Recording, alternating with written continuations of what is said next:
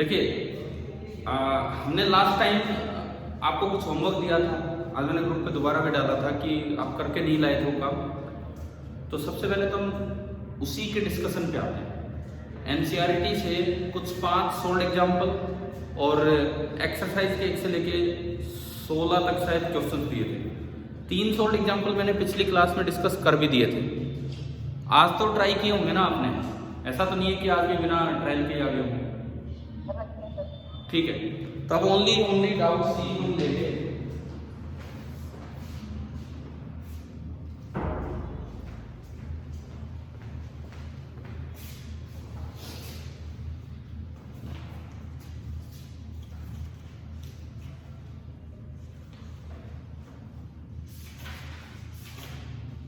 सबसे पहले तो ये बताओ, मैं पहले 3 सोल्ड एग्जाम्पल डिस्कस करवा चुका था। 4th में कोई प्रॉब्लम है किसी को? No sir. 5th में? No sir. नहीं, ठीक है। अब आते हैं एक्सरसाइज पे। अब हम आते हैं एक्सरसाइज पे। एक्सरसाइज में सबसे पहले हम आते हैं 1 से लेके 5। 1 से 5 में कोई समस्या है तो वो बताओ। बोलिए, देखो डिस्कस होना है, नहीं तो फिर कैसे बात बनेगी। हाँ जी, हर्षित, साक्षी, आप बताओ कोई 1 to 5 में कोई भी प्रॉब्लम? पहली बात, आप अभी आए हो, सोल्ड एग्जाम्पल में कोई प्रॉब्लम है कहीं? नहीं। 1 to 5 में थर्ड का B, which of the two is a stronger material? देखो, स्ट्रेस स्ट्रेन कर्व जब भी दी जाए तो स्ट्रेंथ किस तरीके से निकाली जाती है वो सुनिए। स्ट्रेस स्ट्रेन कर्व जब भी दी जाए, स्ट्रेंथ किस तरीके से निकाली जाती है? एक तो होता है टेंसाइल स्ट्रेंथ की, भाई जो ऊपर वाला पॉइंट है स्ट्रेस की साइड, वो किसका ज्यादा है, वो ब्रेकिंग स्ट्रेस दिखाता है। ठीक है। दूसरा होता है कि डक्टिलिटी के हिसाब से स्ट्रेंथ। डक्टिलिटी के हिसाब से स्ट्रेंथ मतलब मटेरियल डक्टाइल है या ब्रिटल है। अब डक्टिलिटी के हिसाब से स्ट्रेंथ देखनी हो तो जिसका फ्रैक्चर पॉइंट ज्यादा आगे दिखा रखा होगा वो ज्यादा स्ट्रॉन्ग है, और जिसका फ्रैक्चर पॉइंट पास है वो वीक है। और अगर वैसे टेंसाइल स्ट्रेंथ देखनी है तो यूं देखो कि ग्राफ ऊपर तक किसका जा रहा है। तो आपने पूछा कि कौन सा मटेरियल ज्यादा स्ट्रॉन्ग है, तो पहले बताओ स्ट्रेस साइड में दोनों ग्राफ आप बुक में देखिए, अपने एनसीईआरटी बुक में क्वेश्चन नंबर थर्ड चल रहा है नहीं है? हाँ, तो स्ट्रेस साइड में कौन सा ग्राफ ऊपर है या दोनों बराबर से? स्ट्रेस साइड में हाईएस्ट पॉइंट बी का ऊपर नहीं, हाईएस्ट पॉइंट ए का देखो, ए का आगे जाके ऊपर दिखा रखा है। अगर मैं उनको भी लाइन लगा के देखता हूं तो हो सकता है ए का स्लाइटली थोड़ा ऊपर हो या ऑलमोस्ट बराबर है। ठीक है, तो उधर से आप कंपेयर नहीं कर पा रहे, उधर से इसमें बड़ा क्लियर कंपैरिजन नहीं है। हाईएस्ट पॉइंट देखना, हाईएस्ट पॉइंट स्ट्रेस साइड। फिर आप आओ स्ट्रेन साइड। स्ट्रेन साइड में कौन से पॉइंट का फ्रैक्चर पॉइंट ज्यादा आ गया? ए का। तो इसका मतलब वहां से कंपैरिजन नहीं हुआ, तो यहां से दीजिए तो ए एक स्ट्रॉन्गर मटेरियल। समझ आ गया? ठीक है, 3 तक हो गए। और बताओ कोई? फोर्थ हो गया आपका? फोर्थ आप सभी का हो गया? क्या आप जवाब दो? Yes sir. फोर्थ का बी कैसे हुआ? फोर्थ का B, the stretching of a coil is determined by its shear modulus. Coil एक स्प्रिंग है, उसको खींचना है, वो यंग मॉडुलस से नहीं बल्कि उसके शियर मॉडुलस से डिटरमाइन हो रहा है। कैसे? चलो हो गया है तो ठीक है, आगे बढ़ते हैं। 5वें जैसा क्वेश्चन हमने कर ही लिया था, 5th जैसा हो ही गया था। ठीक है, अब आपने जवाब नहीं दिया तो मैंने पूछा। ये बता दो, हम तो सोचे फैक्ट है क्या? फोर्थ का भी बता दो। फोर्थ का बी, ये तो मैंने पूछा आपसे, मैंने पूछा, आप लोग पूछा, बोले हाँ हो गए सारे, तब मैंने पूछा कि फोर्थ का बी बताओ। हो गया था, फिर मैं सोची फैक्ट होगा कोई। ऐसा कैसा इफेक्ट होगा? बताओ भाई, मनीष कुमार जवाब दो फोर्थ के बी का।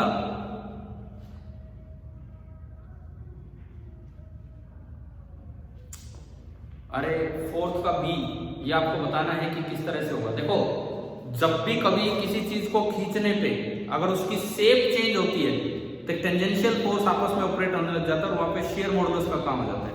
आप स्ट्रिंग को खींचते हो, स्प्रिंग को तो स्प्रिंग बड़ी आसानी से खींच जाती है, तो क्या बदले में उसकी शेप चेंज हो जाती है कि नहीं? अब दबाते हो तो उसकी थिकनेस बढ़ने लगती है बहुत ज्यादा, खींचते हो तो उसकी थिकनेस बहुत ज्यादा कम होने लगती है। जब भी कभी शेप में चेंज आए, शेप में अगर चेंज आता है तो वहां कौन सा मॉडुलस एक्टिव हो जाता है? Shear modulus. तो ये इसका रीजन है। ठीक है, पांचवा सवाल हमने कल कर ही लिया था। अब आप 6 से 10 में कोई प्रॉब्लम? 6 से 10 कोई है डाउट तो किसी को बोलिए। 6 to 10 6, 7, 9 और 10 6, 7, 9 और 10 चार प्रॉब्लम पूछिए 6 से 10। देखो कैलकुलेशन तो कोई बात नहीं, कैलकुलेशन तो आप करें, कैलकुलेटर की मदद से करें, मैं तो वैसे कॉन्सेप्ट बता रहा था। 6 edge of aluminium cube is 10 centimetre लो, one face of the cube is firmly fixed to the vertical wall. देखो ये क्यूब है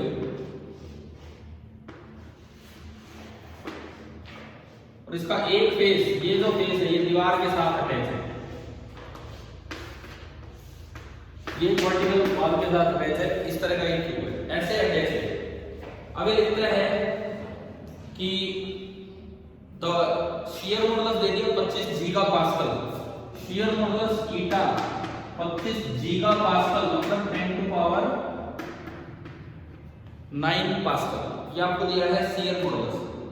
तो अब ये पूछता है एक मास अटैच कर दिया 100 kg का यहां,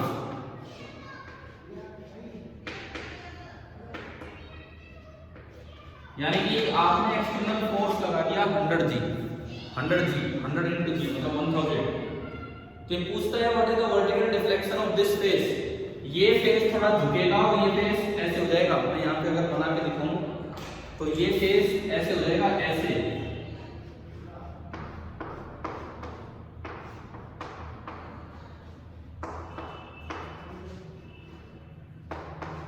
समझ गए हो? इस दबाव के कारण ये फेस ऐसा हो जाएगा।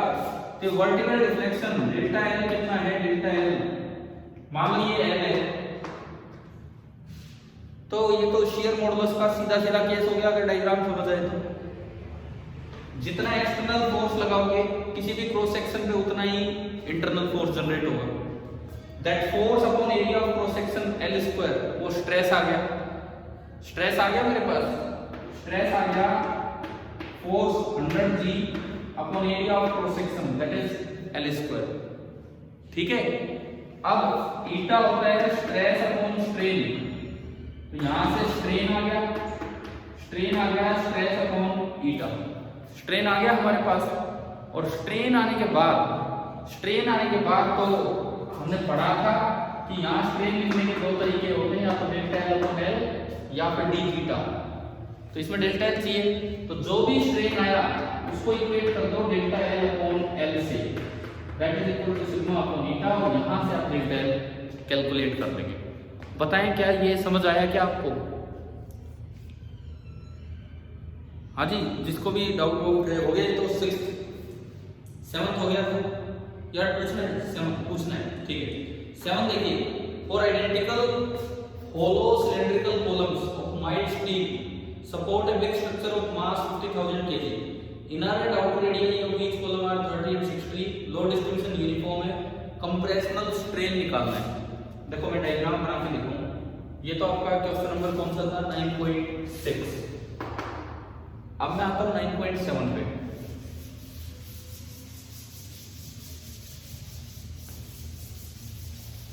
एनसीईआरटी में थोड़ी कैलकुलेशन है, तो विदाउट कैलकुलेशन आ सकते हैं सवाल, मतलब ए बी सी यू देखे।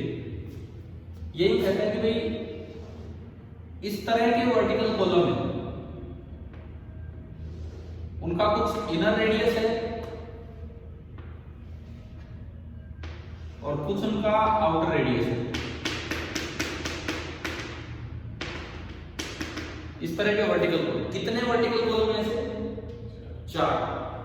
4 वर्टिकल कॉलम्स पे 50,000 किलोग्राम का वजन रोका हुआ है। सिमेट्रिकली डिस्ट्रीब्यूट कर दो तो एक के हिस्से कितना वजन आ रहा है? 50,000 G को 4 से डिवाइड कर दो तो एक पे एक्सटर्नल फोर्स आ गया, एक पे जो F एक्सटर्नल आया, F external that that is equal to 50,000 g, ये ग्राम नहीं है, ये gravity acceleration due to gravity है, डिवाइडेड बाई 4 आ गया। एरिया ये लेना है, ये लेना है एरिया हो जाएगा पाई इंटू ये कितना आउटर रेडियस जो भी है, मैं वैसे लिखता हूँ r², हाँ उसको कन्वर्ट कर देना, ये एरिया आ गया, ये एरिया लेना है। जितना एक्सटर्नल फोर्स होगा उतना ही इंटरनल फोर्स बनेगा। किसी भी क्रॉस सेक्शन को कट करके देखोगे, स्ट्रेस आ गया F internal upon area. Material कौन सा है अंदर बुक से टेबल से देखना है, मैंने बोला था ना, ये एनसीईआरटी के क्वेश्चंस में ये मान के चलते हैं कि बल्क मॉडुलस, शियर मॉडुलस, ये सब आप अंदर से देख लोगे। यंग मॉडुलस कौन सा मटेरियल है, यहाँ पे स्टील है, तो स्टील का अंदर से देख लेंगे यंग मॉडुलस क्या है। और उसके बाद बस केवल स्ट्रेन निकालना है, strain. Compressional strain is an example of longitudinal strain, tensile and compression. तो आप यंग मॉडुलस देख लेंगे अंदर टेबल से कितना है, ठीक है। उसके बाद यंग मॉडुलस बराबर स्ट्रेस अपॉन स्ट्रेन, तो स्ट्रेन कितना आ गया, स्ट्रेस अपॉन यंग मॉडुलस। सीधा था ये भी, मतलब इस तरह से कैलकुलेशन से मत घबराओ, तो भाई कैसे जब करोगे, लेकिन कॉन्सेप्ट समझो। 7th हो गया, 8th हो गया 9th पूछ रहे हो, स्टील केबल है, फिर सेम क्वेश्चन है। इस बार इन्होंने मैक्सिमम स्ट्रेस दे दिया, एरिया दे दिया, क्या दिया, क्वेश्चन नंबर कौन सा देखना, 9th। स्टील केबल है, रेडियस 1.5 सेंटीमीटर है, सपोर्ट से चेयर लिफ्ट स्टेटस का एरिया, मैक्सिमम स्ट्रेस इससे ज्यादा नहीं हो सकता, तो मैक्सिमम लोड कितना हो सकता है, इसमें तो कुछ भी नहीं है, बिकॉज स्ट्रेस दे दिया। जितना स्ट्रेस होगा, स्ट्रेस क्या होता है, internal force per unit area, उसको एरिया से मल्टीप्लाई करो तो मैक्सिमम इंटरनल फोर्स आ गया। और इंटरनल फोर्स उतना ही होगा जितना उसके ऊपर कोई चीज रखी होगी, तो एक्सटर्नल फोर्स बराबर इंटरनल फोर्स, वहां से उसका लोड आगे से, मतलब इसमें तो स्ट्रेस को एरिया से मल्टीप्लाई करना हो, कुछ करना ही नहीं है, ठीक है। एरिया पाई r² हो जाएगा। क्वेश्चन नंबर 10 का आपने पूछा, 3 वायर है, एक कॉपर की है, बीच वाली आयरन की है, रेशियो बताना है उनका डायमीटर का कितना लेना होगा। चलो ये मैं विदाउट न्यूमेरिकल वैल्यू इस तरह से करवाता हूं, देखो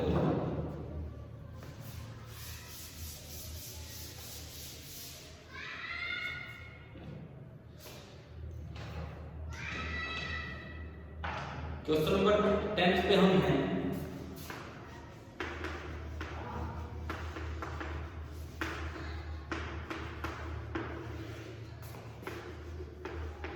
एनसीईआरटी एक्सरसाइज 9.10। तरीका देखो इसमें क्या है, रिजिड बार है, उसको सिमेट्रिकली सपोर्ट किया कर रखा है 3 वायर्स के द्वारा, तीनों 2-2 मीटर की, छोड़ो 2 मीटर की। ये एक मटेरियल है,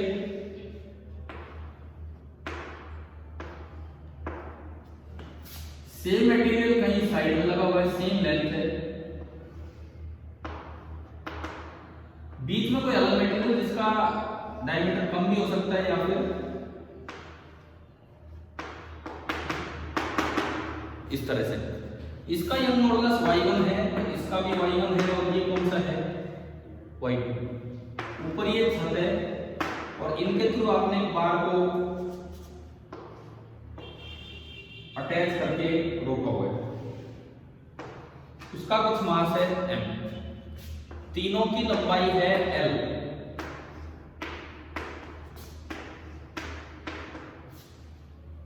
तीनों में एक्सटेंशन भी सेम होगा। देखो आगे सवाल पढ़ो, ये लिखता है determine the ratio of their diameters if each is to have the same tension. देखो एक वर्ड आ रहा है सपोर्टेड सिमेट्रिकली, इसका ये मतलब है कि तीनों में एक्सटेंशन सेम होके चल रहा है। इसका मतलब अगर इनिशियल लेंथ l थी तो इसमें भी एक्सटेंशन डेल्टा l होगा इक्विलिब्रियम पे, इसमें भी एक्सटेंशन कितना होगा डेल्टा l, और इसमें भी एक्सटेंशन आपका कितना होगा डेल्टा l। ये आपका तीनों में एक्सटेंशन होगा इस तरीके से, ठीक है। अब मुझे निकालना है कि तीनों का डायमीटर क्या है। अच्छा टेंशन भी तीनों में क्या दे दी है, बिल्कुल सेम क्वेश्चन में दिया है। यंग मॉडुलस, किसी भी एक वायर का यंग मॉडुलस होगा स्ट्रेस अपॉन स्ट्रेन। दूसरी वायर है जो बीच वाली वायर उसका एक मॉडुलस होगा, उसका स्ट्रेस अपॉन उसका स्ट्रेन। स्ट्रेन बराबर है डेल्टा एल बाई एल। तो अगर मैं यहां से y2 बाई y1 निकालूं तो सिंपली क्या है सिग्मा 2 बाई सिग्मा 1, और सिग्मा 2 को मैं लिख सकता हूं F2 इंटरनल अपॉन A2, और सिग्मा 1 को ऐसे लिखेंगे तो A1 ऊपर चला जाएगा और अपॉन F1 इंटरनल। क्वेश्चन में दिया है कि टेंशन क्या है दोनों में सेम, टेंशन सेम है तो ये भी दोनों बराबर आ गए। तो मेरे पास आया A1 बाई A2 बराबर Y2 बाई Y1। अब एरिया होता है पाई आर स्क्वायर या pi into D square by 4। Diameter अगर d है तो ये होगा pi into D square by 4। तो मैंने इसलिए यूज किया, तो pi by 4 into D1 square divide by pi by 4 into D2 square that is equal to Y2 upon Y1। Pi by 4 से पाई बाई 4 गया, और यहां से मेरे को डायमीटर का रेशियो चाहिए था, तो D1 बाई D2 निकल के आया under root of Y2 by Y। ये आपका डायमीटर का रेशियो हो जाएगा। अब तो ये मतलब इसमें केवल वैल्यूज पुट कर दिए अंदर से, देख के कि y y कितना है कितना है।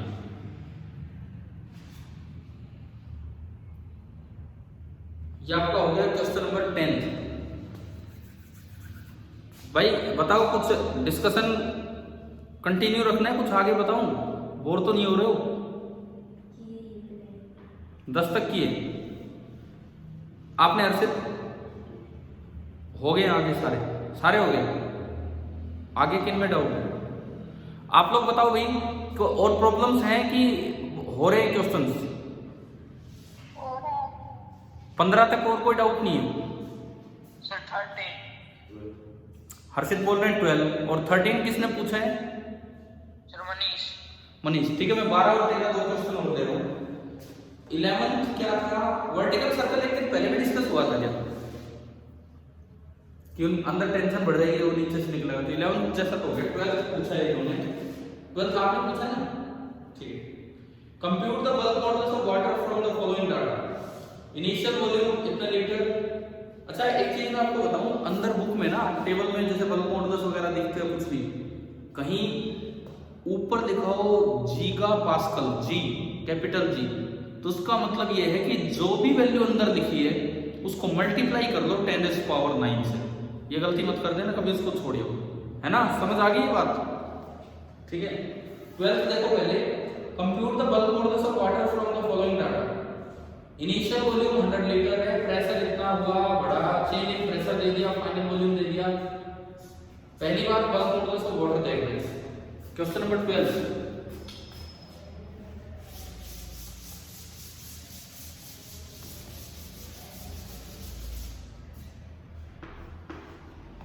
देखिए हम जानते हैं कि बल्क मॉडुलस का फॉर्मूला होता है, मैं मोर सबके लगा देता हूं, कोई नेगेटिव पॉजिटिव पढ़ा है, dp upon dv by dt पढ़ा है ना हमने। बल्क मॉडुलस ये होता है, ठीक है, हम पढ़ चुके हैं कि बल्क मॉडुलस इतना होता है। तो इसके बाद सुनो, चेंज इन प्रेशर उन्होंने दे रखा है, उन्होंने बताया है प्रेशर इंक्रीज इतना है, ठीक है। चेंज इन वॉल्यूम दोनों दिख रहे हैं। अच्छा ये चीज आप याद रखना, 1 लीटर जो होता है दैट इज 1 डेसीमीटर क्यूब, यानी कि 10⁻³ मीटर क्यूब, क्योंकि सवाल में जरूरत पड़ेगी। 1 लीटर में कितने डेसीमीटर वो हमें पता होना चाहिए। 1 एटमॉस्फेयर प्रेशर में कितने पास्कल होते हैं वो भी इन्होंने दे दिया। Compute the bulk modulus of water, भाई हो जाएगा इससे कंप्यूट, हो जाएगा ये। तो फिर ये कहता है compare it with that of air. अब एयर का ऐसे याद नहीं रखते हैं, तो कहीं ना कहीं बुक के अंदर टेबल होगी, और अगर मैं टेबल पे जाऊं तो ये टेबल है, टेबल 9.3, टेबल 9.3 पे एयर का दिया है एट एसटीपी 1 × 10⁻⁴, और ऊपर लिखा है गीगा पास्कल। एयर का होता है bulk modulus of air 1 × 10⁻⁴ giga pascal, मतलब 10⁹ पास्कल। यानी कि ये आया 10⁵ न्यूटन पर मीटर स्क्वायर। और वाटर का कितना है अभी आपने इस सवाल में निकाला होगा। क्या आंसर देख के बता दो, आंसर देख के बता दो इसका कि वाटर का बल्क मॉडुलस कितना है।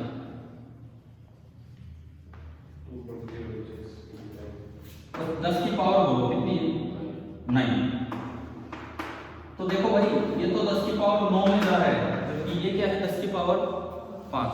अच्छा एयर के ब्रैकेट में लिखा है कांस्टेंट टेम्परेचर, उसका हमने यूज नहीं किया अभी। जब हम थर्मो पे चलेंगे तो सीखेंगे, क्योंकि इस चैप्टर में कुछ चीजें आगे की यूज हो रही है, आगे हम पढ़ेंगे कि इन चीजों का क्या मतलब, ठीक है ना। अभी करने की जरूरत नहीं है, तो अभी तो हम जो बुक में दिया वो माने। एसटीपी पे कांस्टेंट टेम्परेचर है उस पर हमने दिया है, ठीक है।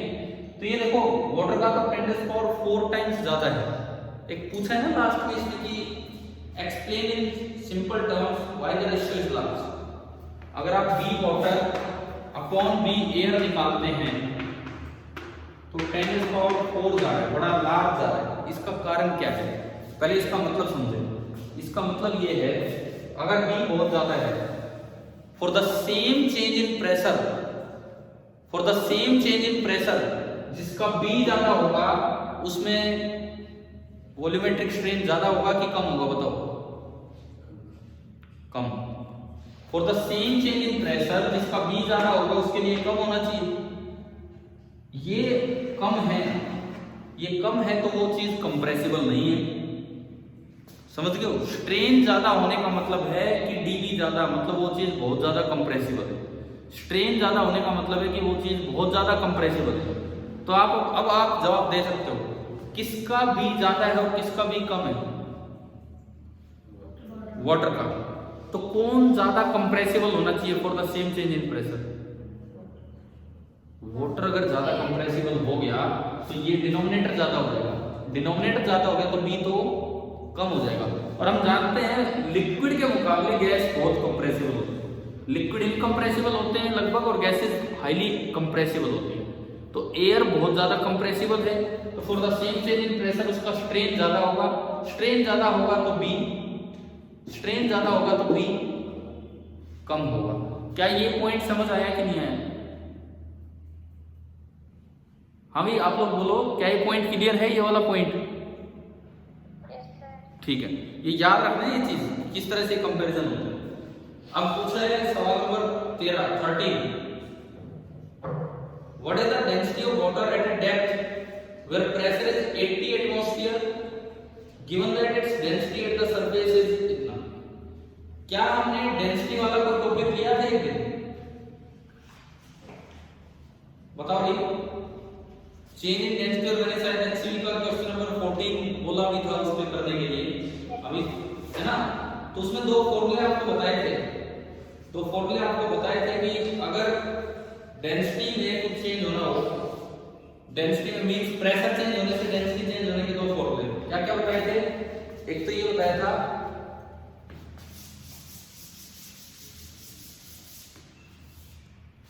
रो dash is equal to rho upon 1 minus dp upon v, था ना कुछ ऐसा। फिर इसको ऊपर ले गए थे, बाइनोमियल का यूज किया था कि for small change in pressure ये हो जाता है rho into 1 plus dp upon v। ये इसका मतलब है, इसका मतलब है। आज मनीष जी एक बार ये बताओ, क्या ये फॉर्मूला ध्यान है, एक किया था हमने? यस सर, आ गया तुरंत, हो जाएगा सर। अब हो जाएगा, ठीक है। चेंज इन प्रेशर कितना लोगे?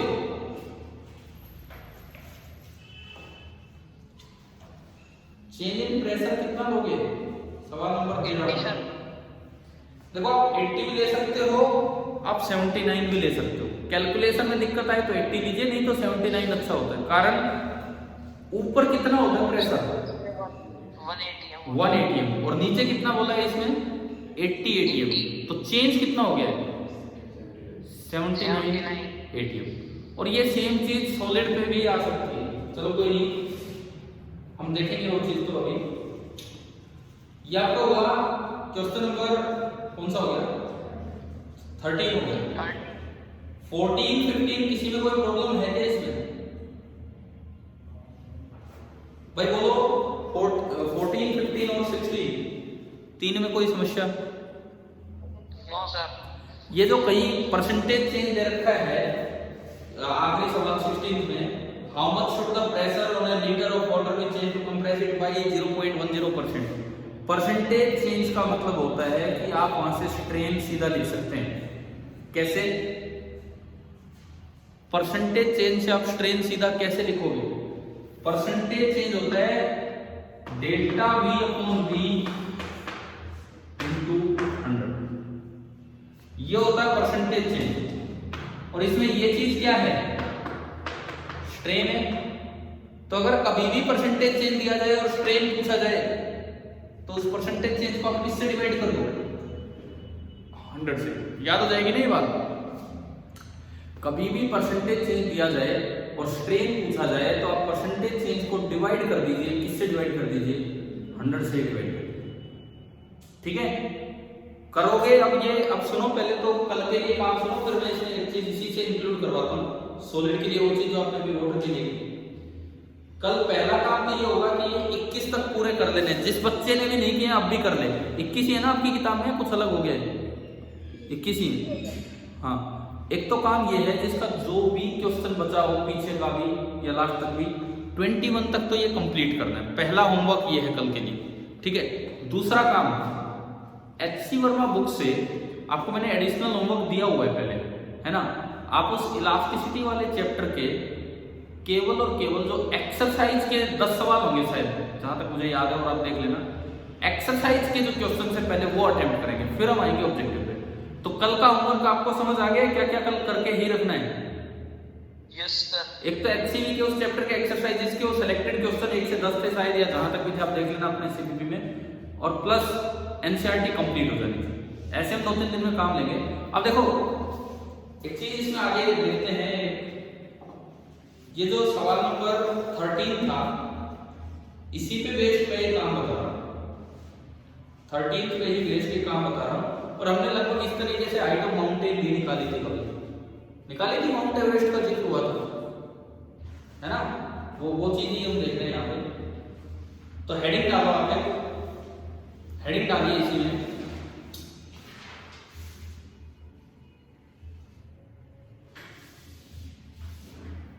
Maximum height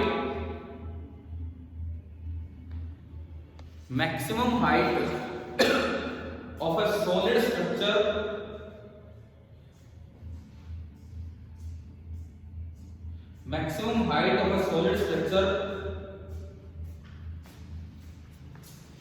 that can be built without breakdown. Maximum height of a solid structure that can be built without breakdown.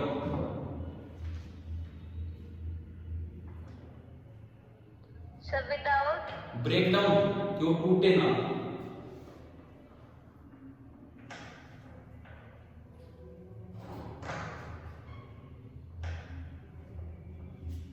देखिए इसी पे बेस्ड, वैसे माउंटेन की हाइट हमने निकाली हुई है तो इसी पे बेस्ड मैं आपको दिखा रहा हूं। तो माउंटेन की तरह ही एक कोई भी सॉलिड स्ट्रक्चर है,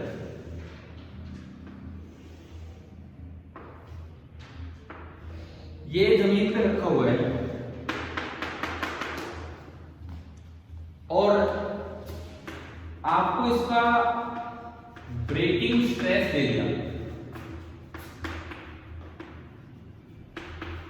सिग्मा अल्टीमेट, सिग्मा यू लिखते थे ना हम कभी, सिग्मा यू, इसकी सिग्मा अल्टीमेट इसका दिया हुआ है, इतना है। ये इसकी लेंथ या हाइट अभी देखनी है कि भाई कितनी हाइट का एक कॉलम हम बना सकते हैं ताकि ये ब्रेक ना हो। अच्छा, मैं उसी पानी वाले सवाल से चल रहा हूं। तो सपोज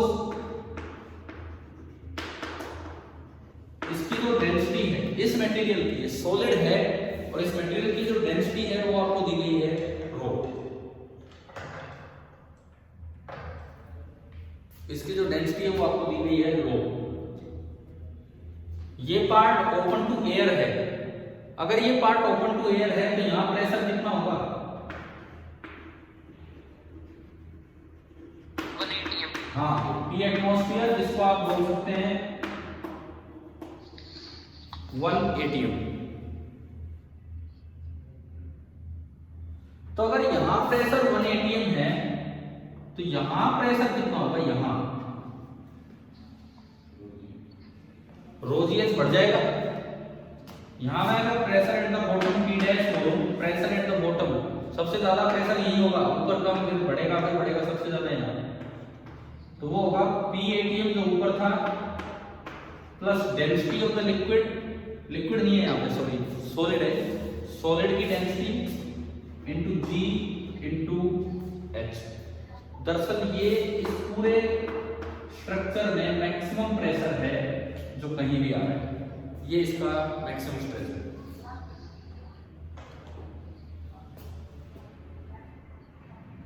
अब करना क्या है बताओ, अगर हम चाहते हैं कि ब्रेकडाउन ना हो तो क्या करना है, ये जो Pmax है, ये जो भी Pmax है फॉर नो ब्रेकडाउन, अगर आप ब्रेकडाउन नहीं चाहते हैं तो जो Pmax होना चाहिए this should be less than और equal to sigma u। Pmax should be less than और इक्वल टू सिग्मा u। तो Pmax की जगह आपने ये रखा, it means P atmosphere plus rho into G into H dash, this should be less than or equal to sigma u। यहां से मैं अगर H dash निकालूं तो H dash आ रहा है, H dash कहां से आ गया, H तो बोल रखे इसको, H है हाँ, H आया लेस देन और equal to sigma u minus P atmosphere जो कि 1 atm होता है divided by rho into G. अब देखो हाइट या तो इतनी हो या इससे कम हो, हाइट या तो इतनी हो या इससे कम हो, तो ये क्या आ गई, मैक्सिमम हाइट आ गई इतनी, ठीक है। इसका मतलब मेरे पास आया कि ये जो x की मैक्सिमम वैल्यू होगी that is equal to sigma ultimate जो भी इस मटेरियल का है माइनस P एटमॉस्फेयर जो कि 1 atm होता है डिवाइडेड बाय रो इनटू जी। भाई इतनी हाइट की स्ट्रक्चर आप बना सकते हो विदाउट ब्रेकडाउन, इतनी हाइट की स्ट्रक्चर आप बना सकते हो विदाउट ब्रेकडाउन। ये बिल्कुल सिमिलर किस पे बनाया है ये सवाल, बिल्कुल सिमिलर। अभी भी हमने कौन सा सवाल डिस्कस किया था, क्वेश्चन नंबर 13, ठीक है। तो ये जो आपने हेडिंग डाली है this is similar to question number 9.13, वो लिक्विड के लिए है, वो लिक्विड के लिए है। ये मतलब ये मेंशन कर दिया करो ताकि कभी बुक से रिवाइज करो तो समझ आए कि भाई कहाँ क्या है। ये लिक्विड के लिए है और वो आपका सॉलिड के लिए है, इस तरह से।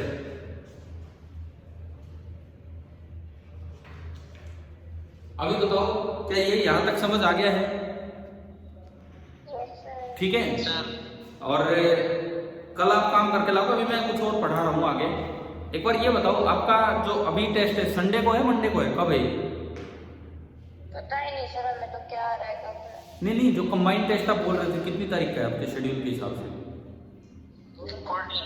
14 मतलब संडे है मंडे? मंडे है। उसमें आ रहा है रोटेशन, ग्रेविटेशन और इलास्टिसिटी, ये 3 चैप्टर आ रहे हैं। 14 के बाद अगला टेस्ट कब है? उसका शेड्यूल है ध्यान किसी को? 21 दिन बाद। और उसमें क्या आ रहा है? कोई बच्चा किसी को भी ध्यान हो तो बताओ। चलो ढूंढना पड़ेगा, देख के सेंड कर दूंगा। चलो तो कोई नहीं, इसके बाद आप सेंड करना, ठीक है। और इलास्टिसिटी में जो मैं काम देता जा रहा हूँ करते चलो, रोज हम एक एक कॉन्सेप्ट नया सीखेंगे डिस्कशन के साथ। डिस्कशन जैसे कल बीम वाला काम दिया था, आज ये मैंने आपको उसी क्वेश्चन से रिलेट करके एक चीज बताई, तो हर बार एक क्वेश्चन के साथ रिलेट करके कुछ ना कुछ नया सीख रहे होंगे, ठीक है। और अगर स्कूल अभी खुल जाते हैं, अगर स्कूल खुल जाते हैं 11 से, तो आप ये मान के चलो जो भी आपका फर्स्ट वर्किंग डे होगा, अभी अगर 14 से पहले होता है तो उस दिन आपका इलास्टिसिटी का टेस्ट होगा, 25 सवालों का ऑब्जेक्टिव, ठीक है, केवल इलास्टिसिटी।